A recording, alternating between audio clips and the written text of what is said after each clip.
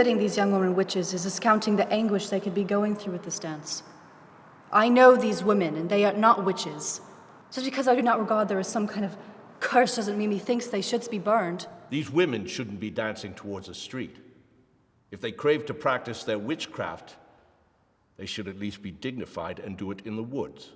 Thou art saying if these women dance in the woods, 'twould be better than them filling the streets? Mary began her dance towards the center of town 10 days since. Methinks she should be burned, lest she continue to grant this town and its children with radical ideas. I know not how thou art not frighted, Catherine. This curse is taking women from their homes and causing them to begin dancing wildly. It took poor Jane yet a day since, and I miss her so very much. I went to talk to her in the square, and she couldn't be reached, as if she was a ghost. I receive it is witchcraft, Thomas, and I am frightened to be a woman. I am not frightened because 'tis not real. It had to be these women being dissatisfied with their lives and deciding to hie out and dance. It had not to try with witchcraft. I do not regard one shall feel wounded with dance and leave thy life behind as if the Pied Piper was luring thou aroint. Yes, but Catherine quoth, how could women be witches when they don't hast firm set enough education to school them those ways? Richard, thou doth bring a good point about their lack of education. Yet with these women dancing about the streets all the time, they might dance themselves into perpetual wink. Then there would be corpses for us to clean up. I say, sear them at the stake and have done with it. Pardon my bluntness.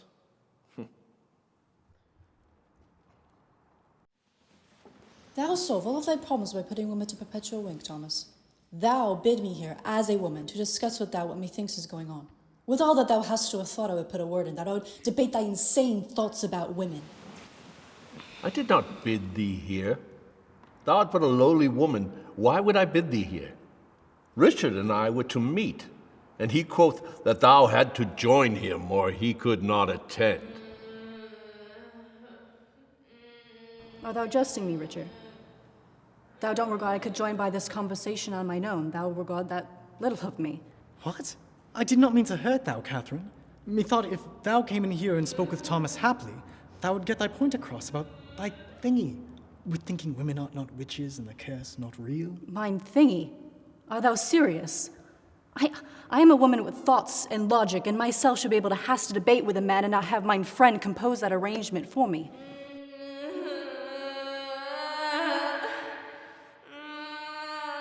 Thy friend?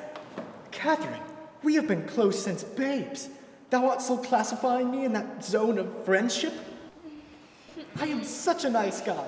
I work hard and compose money. I support all thy ideals. In front of thou. I am so loving towards thee. Why art not thou the like to me? I deserve it. I have done so much for thou. Like, I got thou to this meeting. What be huge? Thou hast just cast me aside like some dead fish, even though I love thou.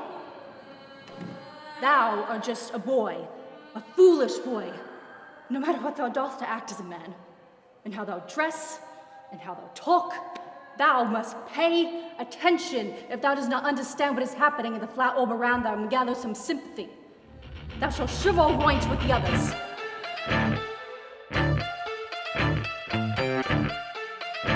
Fuck thou! I hope thou burn at the stake. A witch!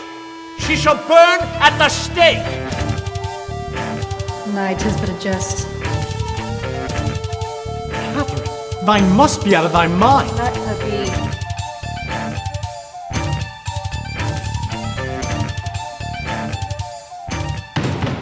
Since thine doth not love me back, I shall go fetch Agnes. Assure she has yet to turn to darkness. Thou hast to admit what we just saw with Agnes was strange. That was not of her own free will. It was as if she was possessed by some demon. That is not the Agnes we saw ere. You must admit to that, at least. What I saw was a hurt woman who wasn't feeling known. Happily, she had a hard time at home with her husband and kids, and she felt overworked, underloved, so hence she danced. Thou very well might be but crazy.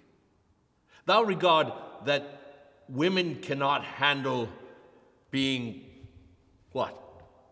A mere housewife? All she has to do is cook and clean, and above all, take care of her husband and children. When it is we men who must go out and get the work done. By that theory, it is we men that should be out dancing madly in the streets. For what thou invite Agnes? She's just a woman, right? I understand what I was brought here on Richard's foolishness, but Agnes is just a woman. I hardly regard thou brought her here just to prove thy point. Doth thou know how this thing spreads? Doth thou regard that it is from women's discontent and boredom with their lives? And that seeing other women dancing in the streets, they wish to join them? Or is it that these women are witches who wish to spread their spell amongst the town's children and women and infect them all, while we men are left with our feet nailed to the floor, left to clean up the mess? I just regard 'tis funny thou regard men clean messes. Methinks the fact that thou don't regard men begin the mess, and then the women are sent to fetch a pail and mop is hilarious. Dost thou wish to know why I brought Agnes here? Because she is weak. Because women are weak. And I knew that she would break and hearken unto Beelzebub, whispering in her ear that which her coven sent. Women are not weak, Thomas. Women have the choice. Witches are not real. Agnes saw the other woman dancing in the street and wanted to join something than endure another one of thy boring lectures. It is not a curse. Thy are the curse. Thy talk of burning women as if people are disposable. Thy couldn't put thy diaper on in the morning without thy wife's help. Thy are a weak man, and I receive they shall grant it to whatever these women are trying to do to mess with thee. Faster than women shall perish from this curse. Enough! Thou shalt hearken unto me. I am the beacon of wisdom in this town. I shall hear no more from thee.